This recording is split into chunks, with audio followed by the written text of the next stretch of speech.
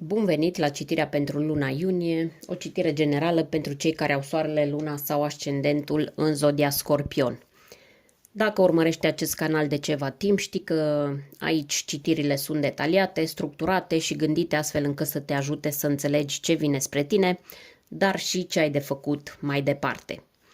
Iunie este o lună guvernată de vibrația universală 6, conform numerologiei, o lună în care sufletul tău va fi atras de stabilitate, de adevăr și de asumare. Dar pentru un scorpion această energie se poate simți ca o provocare, pentru că tu nu cauți liniște de suprafață, tu cauți claritate profundă. Dacă simți că mesajele de aici îți sunt de folos, te poți abona, poți lăsa un comentariu sau un like și, bineînțeles, poți susține canalul cu o cafea virtuală dacă simți asta. Vom folosi o etalare clară, cu poziții bine definite, ca să știm exact ce urmărim. Iar la final interpretăm și două mesaje oracol pentru acea vibrație subtilă pe care o vei păstra în inimă pe parcursul lunii. Haideți să vedem care sunt cărțile de tarot pentru tine.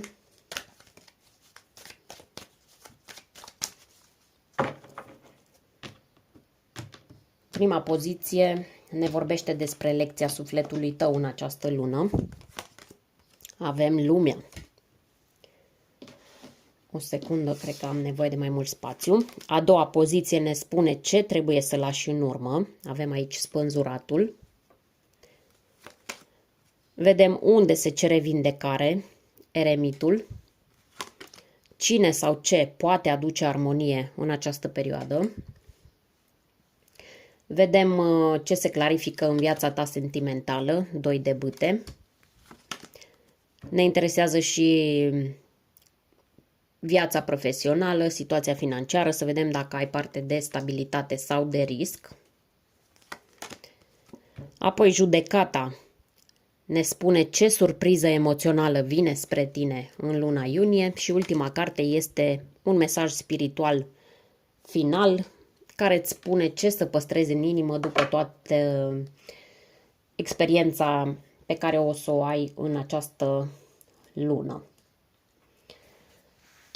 Hai să vedem ce mesaje primești prin intermediul oracolelor din partea ghizilor tăi spirituali pentru Scorpion.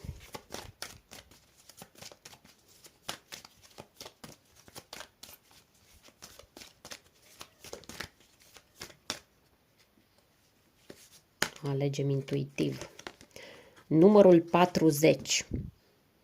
Colaborare creativă.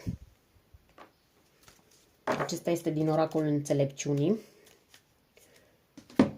Și mai cerem un mesaj din pachetul de manifestare, de cărți de manifestare, secretul.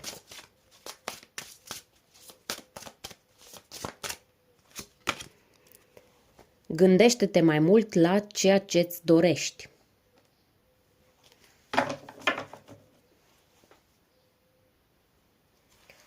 Un mesaj simplu, dar foarte direct. Poate că în ultima vreme te-ai concentrat pe probleme, pe ce lipsește și pe ce nu merge. Dar în luna iunie, acest mesaj îți reamintește că gândurile tale creează direcția. Și dacă îți dorești o schimbare reală, e nevoie să-ți dai voie să vizualizezi mai clar ceea ce vrei, nu doar să eviți ce nu vrei. Așadar, cu această energie în minte, hai să începem cu prima poziție din citirea de tarot și să vedem ce are luna iunie să-ți reveleze cu adevărat. În prima poziție avem lumea, o arcană majoră care vorbește despre lecția sufletului tău în această lună. Aceasta este o carte de împlinire și final de ciclu. Dar în poziția lecției sufletului îți transmite ceva foarte important. Îți transmite că e timpul să închizi o etapă, dar să o faci cu conștiință și nu din grabă sau din oboseală.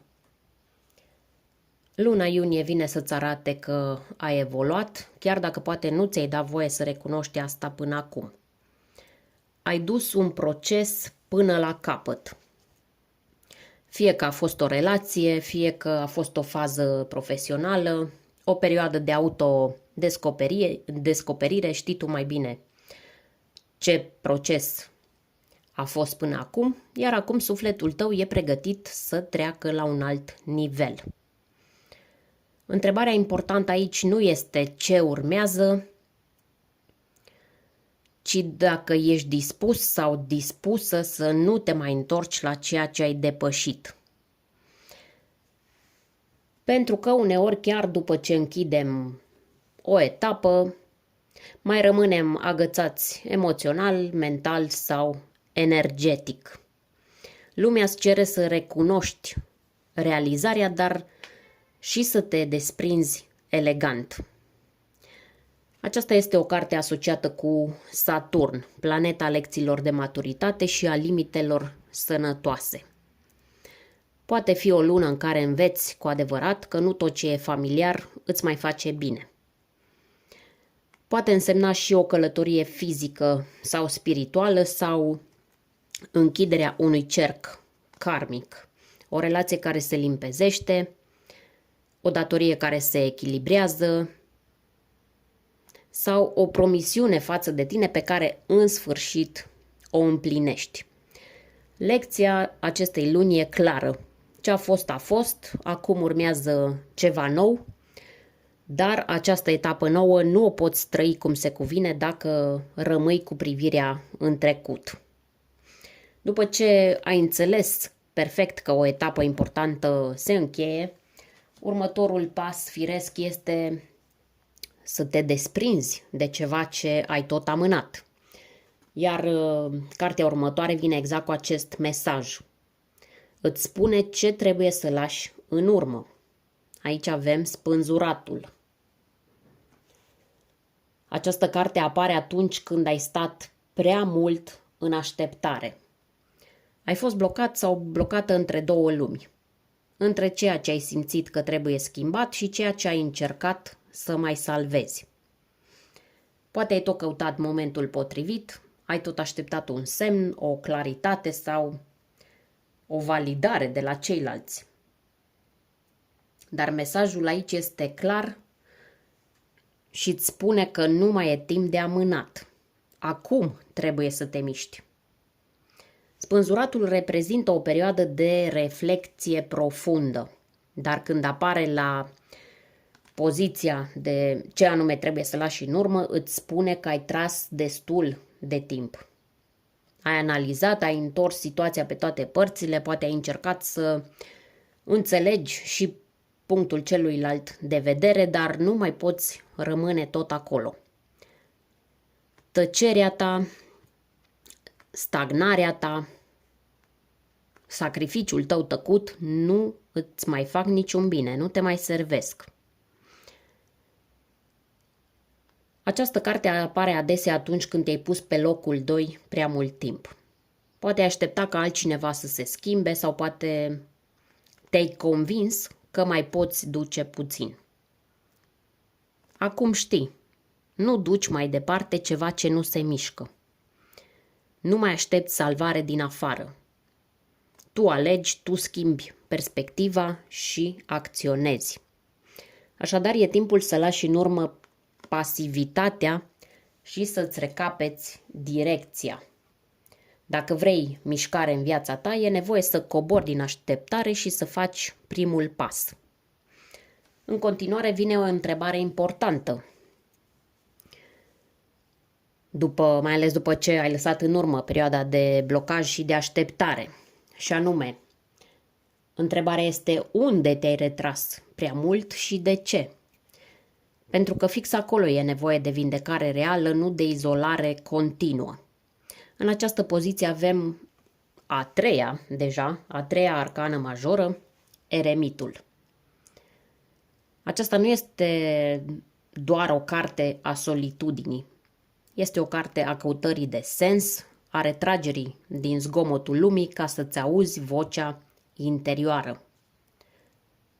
Dar în această poziție, mesajul ei este clar. Te-ai retras prea mult. Ți-ai închis ușa în fața celorlalți și poate și în fața ta. Vindecarea pe care o cere această carte este legată de singurătatea autoimpusă, de acel spațiu în care ai ales să te izolezi, poate pentru că ai simțit că cei din jur nu te înțeleg, nu te respectă sau nu te susțin. Poate ți-ai spus mai bine singur sau singură decât să mă rănească din nou.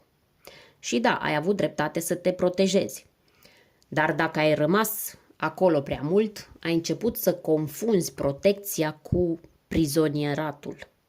Este o carte care vine des la oamenii care poartă totul în interior, care analizează mult, care simt profund, dar nu arată.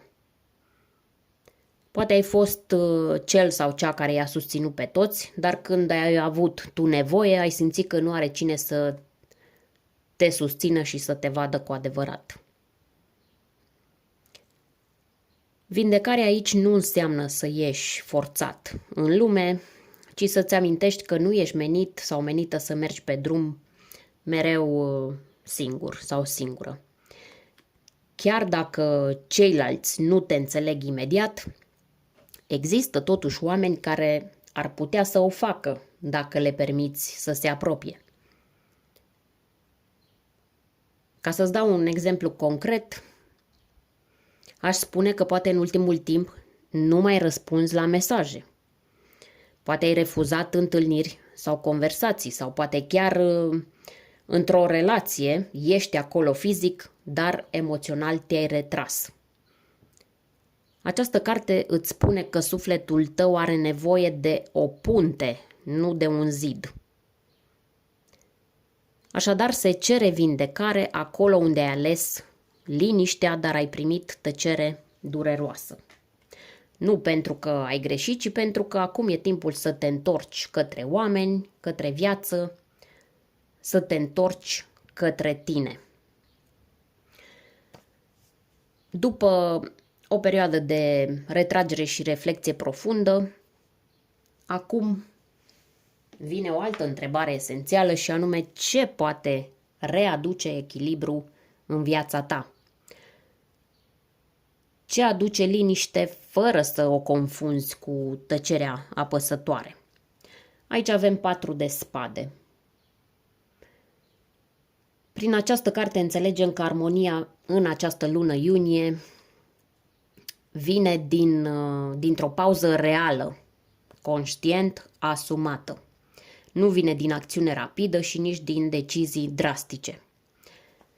4 de spade vorbește despre odihnă emoțională, despre resetare mentală și spațiu între gânduri. Nu e fuga de probleme, e o pauză sinceră pentru a nu reacționa din oboseală sau din supra-saturație. Într-o lume în care totul se întâmplă pe repede înainte, această carte îți oferă o invitație rară să respiri, să tragi aer în piept conștient, pentru că nu trebuie să răspunzi acum și nu trebuie să decizi acum. Aici poate fi vorba de un weekend departe de tot și toate, de un telefon pus pe silențios sau de un refuz politicos la o obligație socială. Nu pentru a evita lumea, ci pentru a-ți auzi gândurile. Pentru a simți dacă direcția în care mergi e direcția ta sau e doar una impusă de ritmul altora. Armonia nu vine din exterior, ci dintr-un loc interior unde pentru prima dată după mult timp e liniște. Și în acea liniște poate apărea răspunsul pe care nu l-ai auzit până acum, tocmai pentru că era prea mult zgomot în jurul tău. Poate cineva îți cere să răspunzi urgent la o întrebare importantă, fie în iubire, fie în carieră, fie în familie. La fiecare va fi altceva, în alt domeniu al vieții. Această carte îți oferă dreptul să spui: acum nu e momentul. Îți voi răspunde când voi ști ce simt cu adevărat. Adevărata armonie vine când nu mai reacționezi din impuls sau din epuizare. Vine când îți dai voie să simți și să alegi cu claritate. Hai să vedem acum viața sentimentală, cum se prezintă și ce clarificare vine. Avem aici 2 de bâte. Nu mai e vorba despre ce simt ceilalți. Sau nu, celălalt. Mi-a scăpat o expresie de Ardeal. Așa. Aici e vorba despre ce simți tu și ce urmează să faci cu acel adevăr interior. 2 de bâte este o carte a alegerilor care nu mai pot fi amânate. Fie că ești într-o relație, fie că ești singur sau singură, această lună îți aduce acel moment în care nu mai e suficient doar să gândești sau să aștepți, ci e nevoie să-ți conturezi un drum. Dacă ești într-o relație, s-ar putea să simți că lucrurile sunt stabile, dar nu sunt vii. Că sunteți împreună, dar nu neapărat în aceeași direcție. Poate exista o perioadă de distanțare emoțională, de evitări sau de amânări, iar acum e timpul să te întrebi sincer dacă mergeți cu adevărat împreună înainte sau doar vă învârtiți în cerc. Această carte nu anunță neapărat o ruptură, dar arată nevoia clară de poziționare. Poate apare o discuție importantă despre viitor, despre angajament, despre mutare, despre schimbarea dinamicii dintre voi. Și nu mai poți răspunde cu nu știu. Pentru unii, relația poate crește dacă există curajul de a vorbi clar. Pentru alții va deveni evident că drumurile nu mai au aceeași destinație. Și asta nu înseamnă eșec, înseamnă maturitate emoțională. Dacă ești singur sau singură, 2 de bâte își cere să te uiți în față și să-ți răspunzi la întrebarea: ce vreau de fapt de la o relație? Pentru că uneori spui că vrei iubire, dar păstrezi ușa deschisă pentru trecut sau ții toate zidurile ridicate în jurul inimii. Este posibil să apară o persoană care te face să te gândești mai serios la viitor.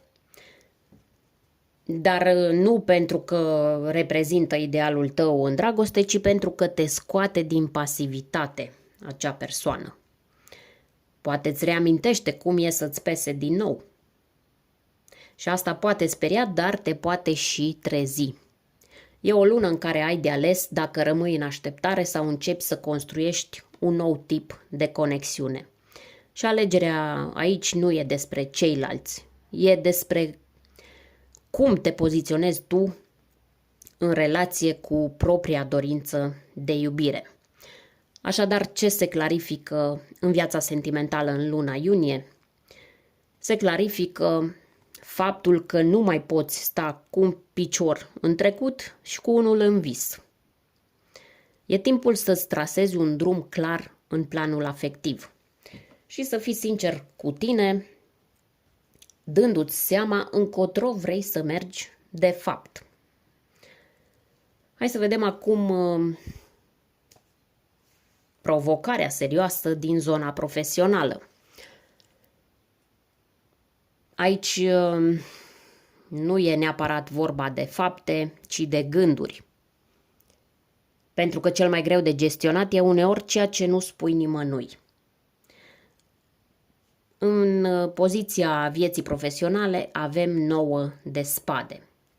Cartea gândurilor negre care nu te lasă să dormi noaptea. Cartea fricii de eșec, a presiunii financiare, a întrebării continue dacă faci ce trebuie, dacă o să te descurci sau ce o să se întâmple dacă pierzi tot. În luna iunie ți se cere să privești cu onestitate anxietățile tale legate de carieră sau bani. Nu să le negi, nu să te prefaci, că nu există. Nu, trebuie să le scoți la lumină pentru că multe dintre ele nu sunt realități, sunt scenarii construite din nesiguranță. Să luăm pe rând, în primul rând în carieră. Poate că ești într-un loc care nu te mai motivează. Poate ai un loc de muncă stabil, dar simți că te-ai închis într-un tipar care te epuizează psihic.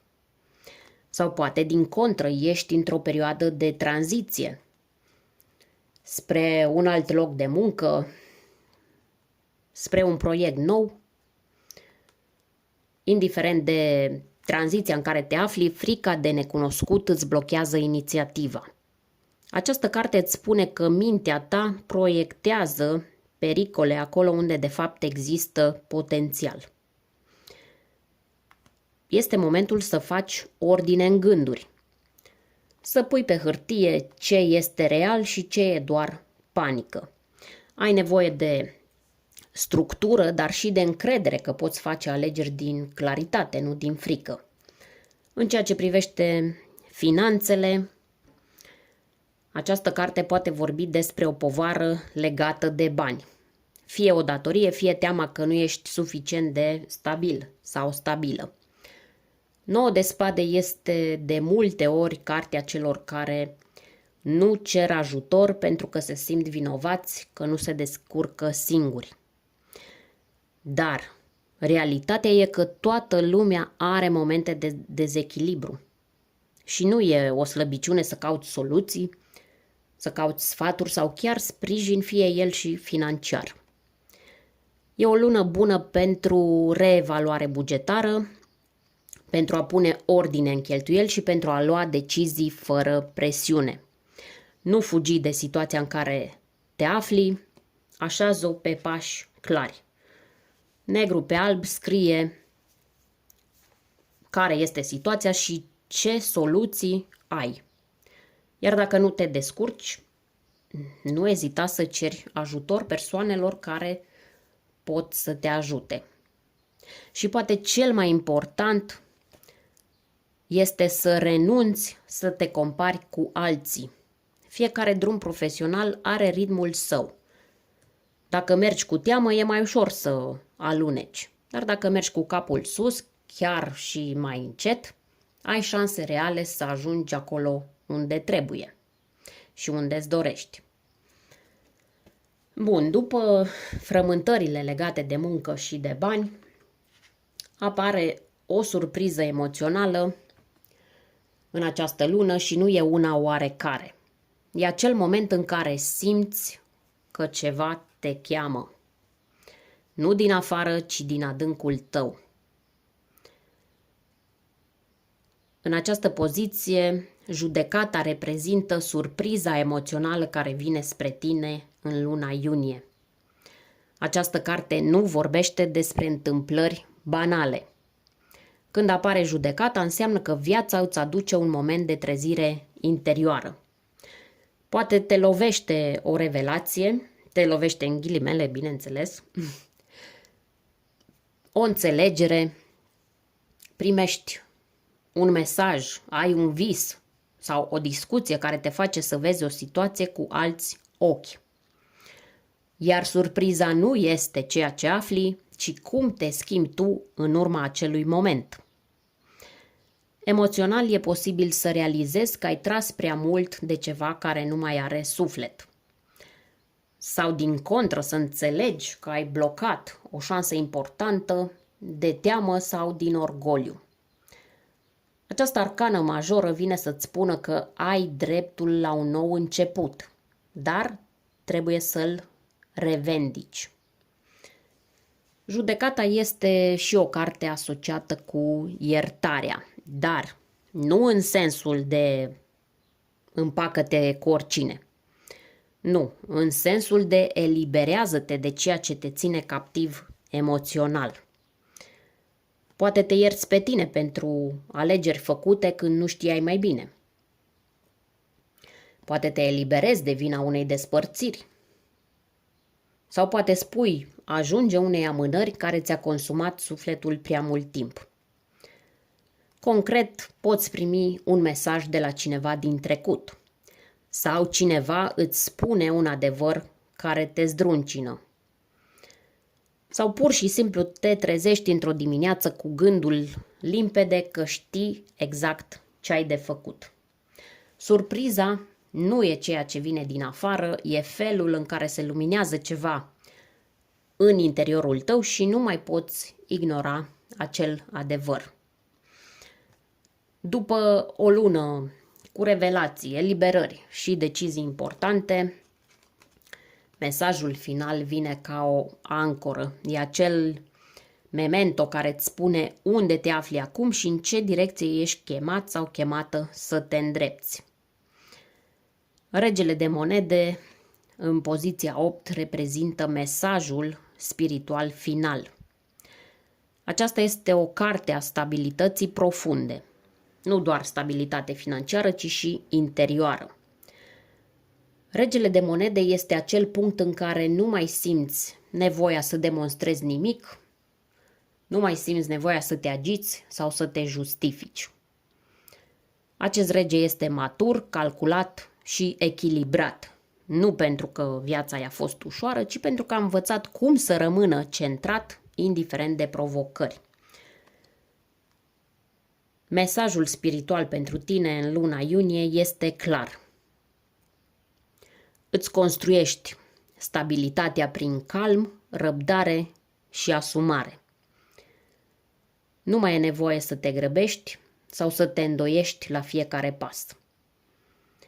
Această lună vine să-ți confirme că, deși a fost greu, ai crescut, ai evoluat.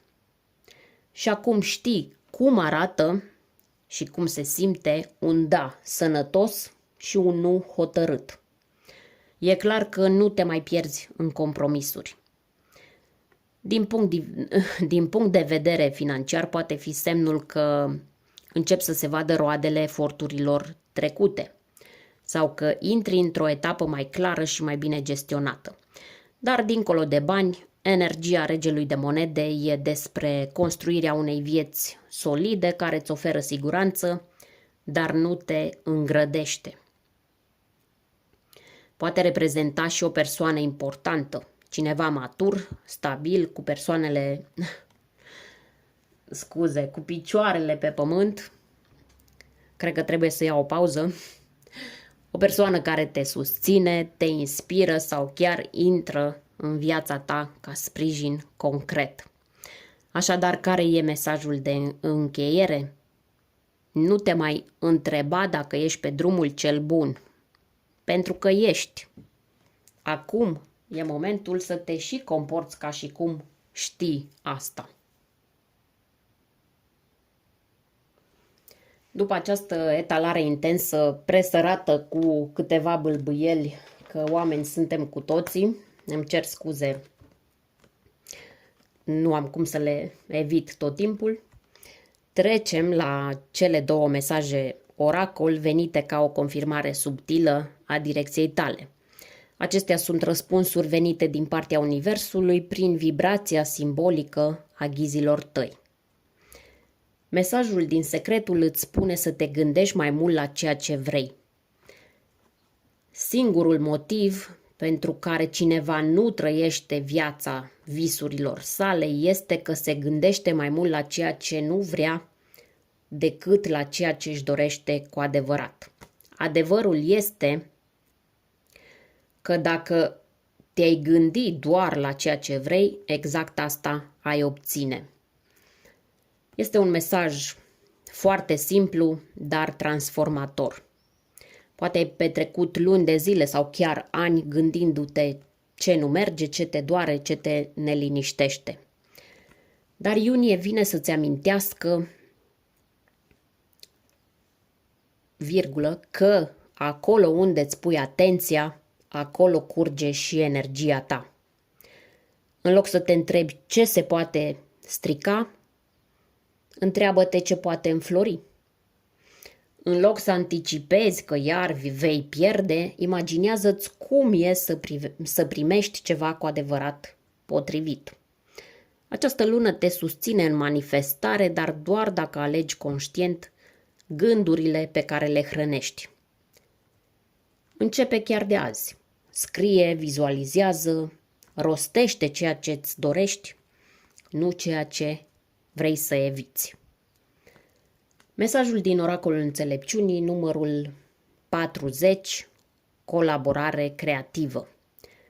Această carte îți amintește că nu ești singur sau singură pe drum, că visele nu trebuie duse în spate de unul singur și că uneori soluțiile vin exact prin oameni, prin conversații, prin proiecte, prin sprijin reciproc.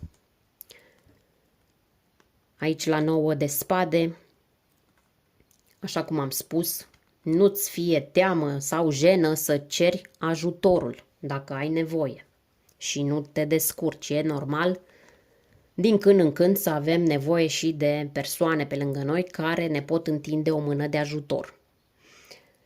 Poate ai încerca să faci totul pe cont propriu. Poate ai simțit că nu te poți baza pe nimeni sau că doar tu înțelegi ce este de făcut. Dar această carte îți aduce mesajul că acum ai sau vei avea în preajma ta oameni care rezonează cu tine. Oameni care gândesc similar, care pot crea alături de tine. Fie că este vorba de o colaborare profesională, fie că e o relație în care se construiește ceva real, sau că e o prietenie profundă, universul îți transmite că lucrurile cele mai durabile se fac împreună. Așadar, acceptă idei din afară, ascultă și lasă-te ghidat sau ghidată de inspirația comună. Colaborarea adevărată nu înseamnă compromis, înseamnă extindere, înseamnă putere multiplicată. Așadar, mesajele finale îți spun așa: concentrează-ți mintea pe ceea ce vrei cu adevărat și lasă oamenii potriviți să te ajute să transformi acea viziune pe care o ai în realitate. Dragă Scorpion, dacă ai simțit că această citire ți-a oferit claritate, sprijin sau confirmare, o poți salva și reveni la ea pe parcursul lunii, pentru că uneori unele mesaje capătă sens în alt moment, exact când ai mai mare nevoie de ele. Spune-mi în comentarii ce parte a rezonat cu tine sau lasă un simbol care simți că te reprezintă acum.